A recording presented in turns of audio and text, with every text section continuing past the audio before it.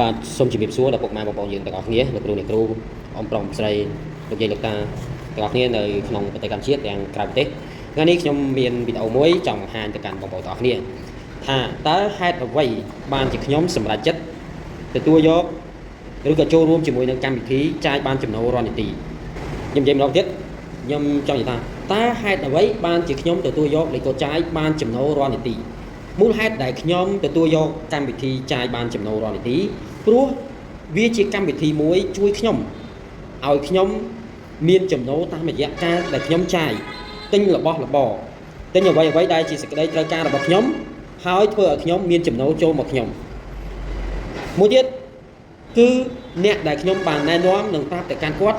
ឲ្យគាត់ចុះឈ្មោះតាមរយៈខ្ញុំគាត់ចាយតែគាត់គឺមានចំណូលចូលដល់ខ្ញុំដែរមួយទៀតកម្មវិធីបានបែងចែកចំណែកទទួលផលពីរាល់ការចាយរបស់មនុស្សទូទាំងសកលលោកឲ្យមានចំណូលចូលទៅកម្មវិធីហើយកម្មវិធីបែងចែកចំណែកនោះចំណូលនោះឲ្យខ្ញុំទៅតាមចំណែកដែលខ្ញុំមានគេហៅថាចំណែកទទួលផលពីរាល់ការចាយរបស់មនុស្សទូទាំងសកលលោកគេហៅថា BPS គឺជាទ្រព្យសកលហើយនឹងមានមាស BP ផងដែរដែលជាមាសមួយដែលមានកំណើនកើនរាល់នាទីធ្វើឲ្យខ្ញុំមានចំណូលតាមរយៈមាសដែលខ្ញុំមានហើយនេះសមាជិកដែលខ្ញុំបានបង្កើតនេះតាមរយៈខ្ញុំទាំងអមានេះនៅពេលដែលគាត់ចាយពេលណាវេលាណាដែលគាត់ត្រូវការតាមអ្វីដែលគាត់ចាយតែគាត់គឺមានចំណូលចូលមកកាន់ខ្ញុំដូច្នេះហើយបានជាខ្ញុំស្រឡាញ់និងពេញចិត្តកម្មវិធីចាយបានចំណូលរាល់នាទីហើយខ្ញុំសម្រេចចិត្តខ្ញុំទទួលយកកម្មវិធីចាយបានចំណូលរាល់នាទីគ្រាន់តែខ្ញុំចាយធ្វើឲ្យជីវិតខ្ញុំកាន់តែប្រសើរជាងមុនហើយបងប្អូនតែបងប្អូនចាយរាល់ថ្ងៃនេះចាយបានចំណូលចូលមកបងប្អូនរាល់នាទីនៅបើមិនទាន់ទេសូមបងប្អូនទាំងអស់គ្នាសម្រេចចិត្តដើម្បីសិក្សាស្វែងយល់អំពីកម្មវិធីចាយបានចំណូលចូលរាល់នាទីមកយើងចាសិក្សាស្វែងយល់ទៅយើងយល់ថាល្អយើងចូលរួមមកឬក៏យើងអាចធ្វើតេស្តធ្វើការសាកល្បងក្នុងការចាយសាកល្បងមើលតើគេថាចាយទៅចូលចំណូលរាល់នាទីមែនអត់ចាអញ្ចឹងខ្ញុំបានសាកល្បងហើយគឺចាយទៅមានចំណូលចូលមកខ្ញុំរាល់នាទីមែនចាំមើលខ្ញុំចែកឲ្យបងប្អូនមើល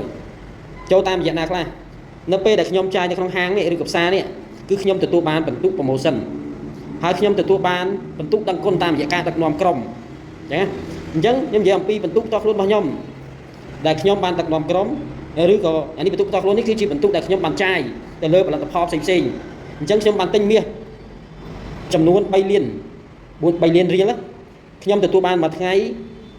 10000ជាងអញ្ចឹងនេះ20000ជាងនេះគឺ2ថ្ងៃហើយចាដោយសារតែខ្ញុំទិញទៅខ្ញុំឃើញថាមាសនេះមានកំណើនរាល់នាទីអញ្ចឹងហើយបានជាខ្ញុំទិញមួយខែធ្វើខ្ញុំចំណេញលើមាសហ្នឹងគឺ9%អញ្ចឹងហើយខ្ញុំក៏ចាប់ឱកាសក្នុងការទិញមាសហ្នឹងខ្ញុំទិញមាស3លានតែឥឡូវនេះគឺខ្ញុំទទួលបាន3លាន20000ហើយវាខ្ទង់ប្រហែលជាមួយថ្ងៃជាង2ថ្ងៃបានប៉ុណ្ណឹង20000ជាងហ្នឹងហើយ